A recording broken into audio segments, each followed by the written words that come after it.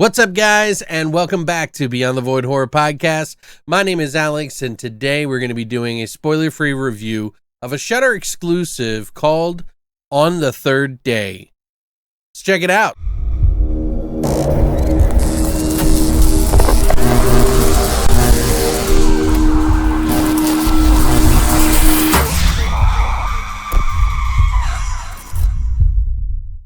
So this will be my second time trying to do this video because I didn't have the audio running the first time. So I had recorded it and then planned on putting it up today after I put up the other one yesterday.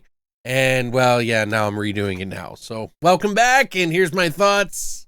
I hope I do it better the second time. Let's see. So On the Third Day is actually an Argentina film that is about a woman who is on the road with her child, her son, and they are in an accident, and suddenly she wakes up wandering around, wondering what's going on, and suddenly people start dying around her, and she doesn't know where her son is. She's desperately trying to find her son, and she runs into all these people along the way, and more death keeps following her. Now, this is an interesting film because it does a lot of different things in it. First of all, it kind of has this pastiche style that kind of reminds me of like the old 80s Italian style when they would do more artistic movies. Although this isn't as exactly like the super ultra art house film. It has some techniques, like film techniques that they do in the film that add this sort of element of like a Suspiria sort of feeling, Argento, and it just kind of has that vibe about it. Now again, this isn't an art house film, but it does have some pacing issues in here, and it does feel a little disjointed because they're doing something different in this film, and it's hard to kind of give it marks negatively about it when it does these kind of things, because this movie does something that's very different in the very beginning of this movie, and it's done intentionally to sort of throw you off the scent of what's going on. Now, if you pay close attention to the beginning and the accident, you'll notice something in there that will add to the whole story, but you may not get that right away. I sort of go for the ride on some movies. Sometimes I'll catch something. This time I really didn't catch it, even though it was right there in front of me and I saw it. So this movie does a really good job because what it does is it does this sort of supernatural subgenre. Then it takes this sort of thriller element and then mashes it around a horror burger. The subgenre that this movie is pulling from will surprise you probably by the end. If you figured it out, by the end of the movie, it might not be a surprise to you. But hopefully you didn't pay attention to too much like I didn't at the time, because I was just kind of invested in the atmosphere of this movie. The atmosphere in this movie has pockets of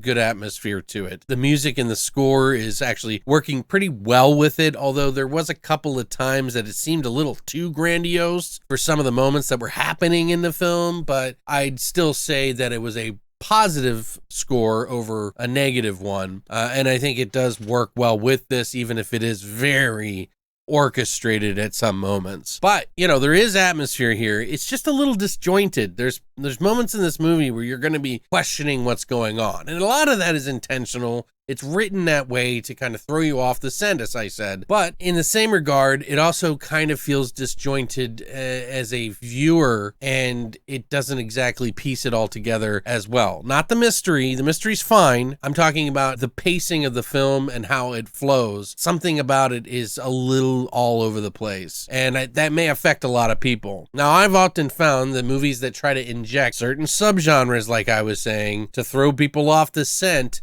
and then change it up by the end of the movie tend to upset a lot of viewers for some reason. And I don't know why. I think it's because they're expecting one thing and then they're disappointed by the end of the movie. Maybe they start making up like what's going to happen by the end, and then they get let down because it's not as grandiose as they were hoping. For me, this was a pleasant surprise by the ending, this surprise ending that kind of led you on to believe it was something different. It is a decent film. The dubbing, the English dubbing that they put on this track, which I really hope that, I don't know if this is just a Shudder thing, but I would love to have the option to be able to switch between the original language and subtitles or dubbing. I understand some people can't follow along while, reading. It's totally fine. But for me, it takes away from some of the performances that are in the movie, the actors' performances specifically, and puts somebody else's performance on top of their performance, which can be a mixed bag. And honestly, I think it was a bad move in this one.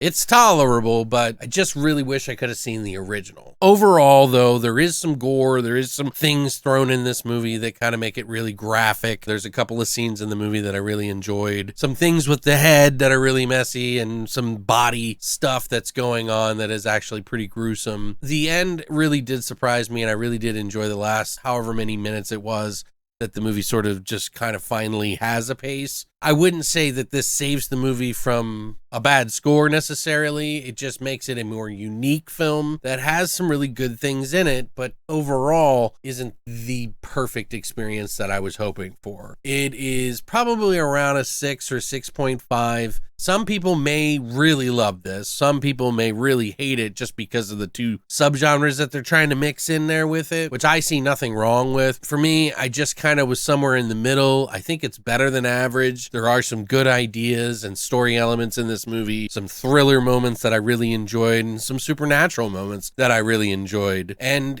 it's a very different film because it has that for the very end, which I can't tell you what it is, but it is very surprising in that way. I don't know. There's something about it that I kind of liked in that regard. Have you seen this movie? What did you think about this movie? Did you enjoy it? Did you hate it? I think there's going to be a lot of opinions all over the place, and I know that's like so stupid to say because every movie is going to be that way, but this one specifically, I really feel like there's going to be some people that see the really good stuff in it and then like kind of prop it up, and then there's going to be people that get a little confused by it and throw it away. And I think it's better than average. Maybe it didn't execute everything perfectly, but there were some good things in it. What did you guys think? Did you enjoy this film? Did you like the twist at the end? Did you like how dire it was? I kind of liked that it was like dark and messed up like that. I think it kind of added to the film and makes it something that stands out. You know, the ending makes this movie stand out, which is important. You know, you could do as many tricks as you want on the bars, you know, in the Olympics, but if you don't land, well, that can ruin a movie for a lot of people. It's on Shudder. You can watch it now on the third day. Let me know what you guys think. And as always, long live the board.